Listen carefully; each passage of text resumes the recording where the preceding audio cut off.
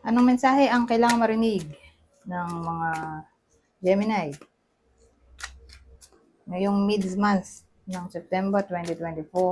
Pwedeng nangyayari na to o mangyayari pa lang. Kung hindi man para sa inyo itong magiging reading, baka para sa someone na malapit sa inyo o sa someone na kakilala nyo mismo.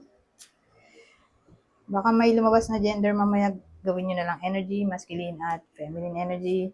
Pwede rin naman na huwag nyo nang pansinin yung gender.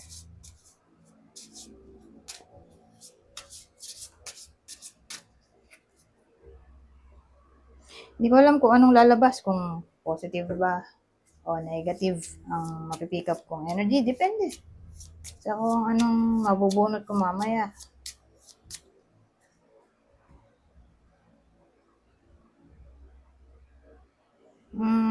Kung hindi man mag-resonate sa inyo to, di adjust nyo na lang ang video, hanapin nyo to. Kung hindi pa rin, dito na. Ito ang last deck natin.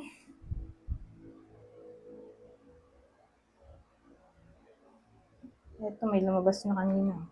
O kaya to. Gemini reading, September, mid-month. 2024. Oh.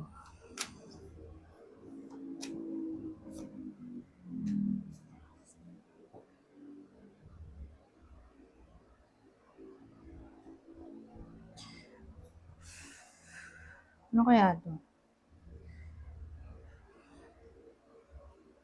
Kasi yung iba sa inyo, mukhang nalungkot eh.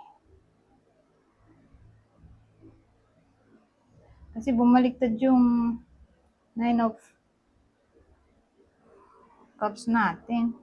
So, para bang may wish siya. Pero hindi nagkatotoo. O siguro, may ini-expect siya, pero hindi nangyari.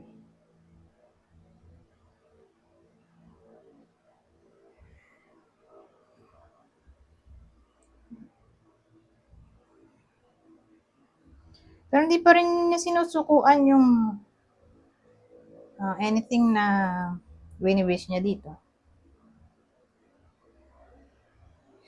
So, inisip ko, ano kayang wish to?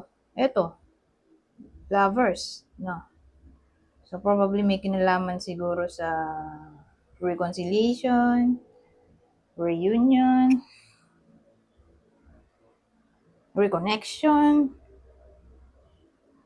all about love. Kasi, ayan eh, the lovers.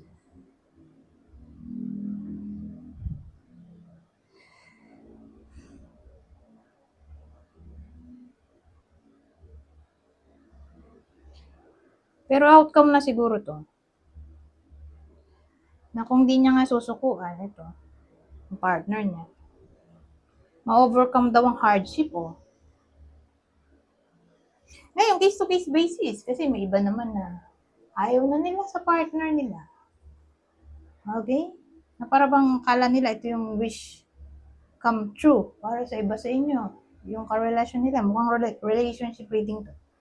Kala nila yun na yung soulmate nila. Yung partner nila dito. Kala nila ito yung wish na magpapak saya sa buhay nila, pero na-disappoint sila. Naghiwalay na siguro. Pangalawang senaryo to. So, para dun sa mga separated na kumbaga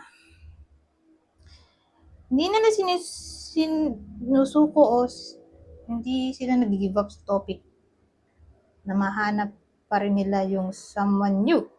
Okay? Na true love nila talaga.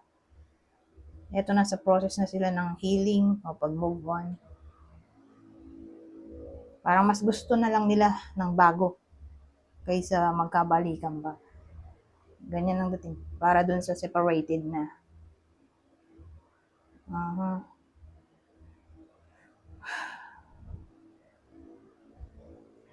So, ito yung person nila dito. Person ng Gemini. Okay? Sa kwentong to. Natatamaan ng reading. para malaman nyo kung para sa inyo ba ito o hindi. Ito yung in a relationship.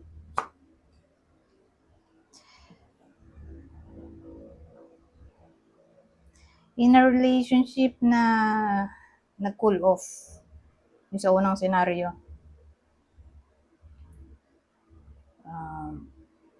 Pisces, Sagittarius. Ito Pisces ulit. Specifically Pisces kasi maulit Pisces. Doon naman sa ex-partner.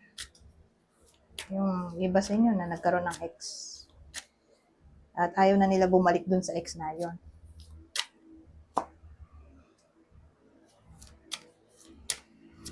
Aries, Libra.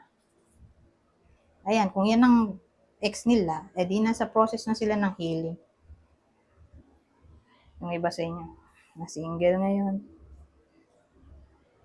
Kuha tayo dito ng ibang detalye.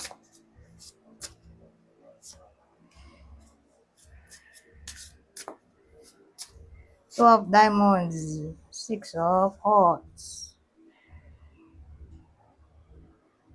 So, ano naman to? Two of Diamonds, Six of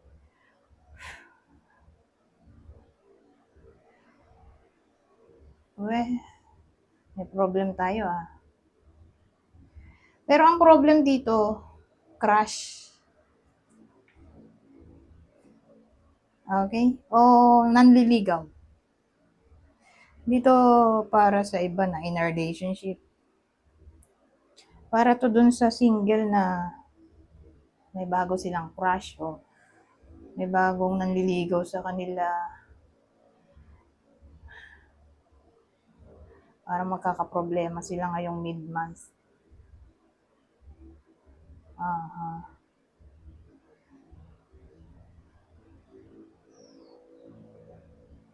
Siguro, di sila magkakasundo o may mga tao na pwede maka-apekto sa connection nila. So again, inuulit ko, para lang to dun sa may crush o may nanliligaw sa kanila.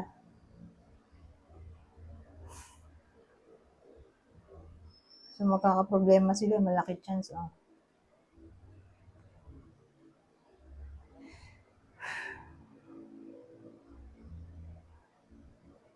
Anyways, kuha pa tayo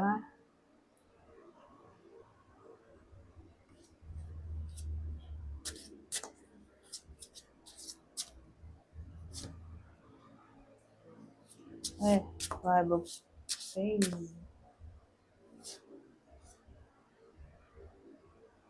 King of Hearts.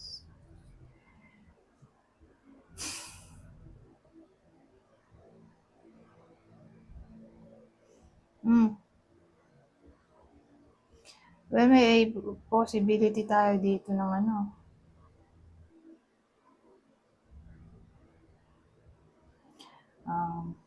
temporary problem.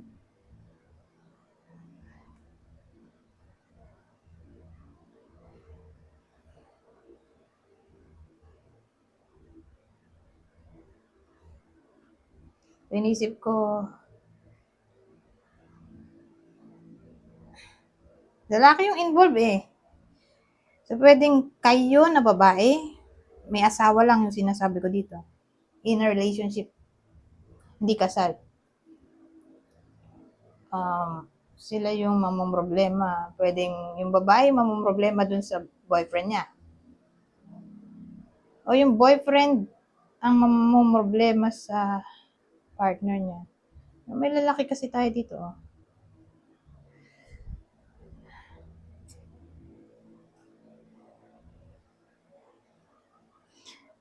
Pero again,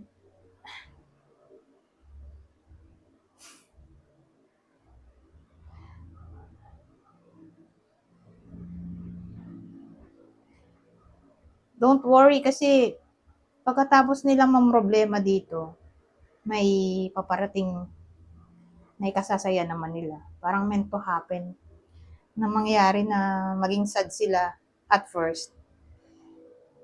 Tapos, pagkatapos ng sadness, darating naman yung happiness. Ganon.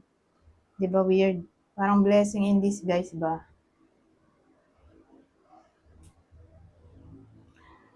Ah, ano kaya yun? Pero kasi ibang case dito. Ano eh. mm, ang problema manggagaling sa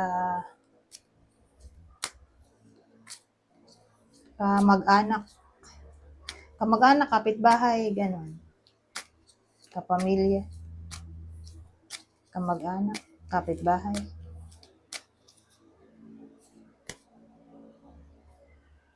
So, doon na lang siguro. Mag-stick na lang tayo sa ganon. Kasi kulang ako ng time eh. Anyways, babasahin ko na lang to. Kuha lang ako dito ng 3. Madali naman to intindihin. Dahil basic English lang to. Oh, di ba? Ganda ng drawing. It's okay to have needs and to fulfill them. Mhm.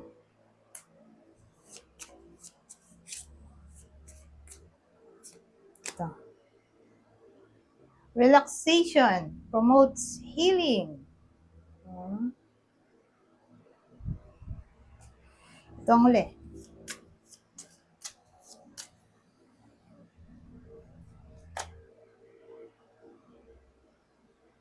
Embrace your inner and outer beauty. Pero ang ganda ng drawing na. Ang ganda ng drawing. Anyways, hanggang dito na lang. Goodbye for now.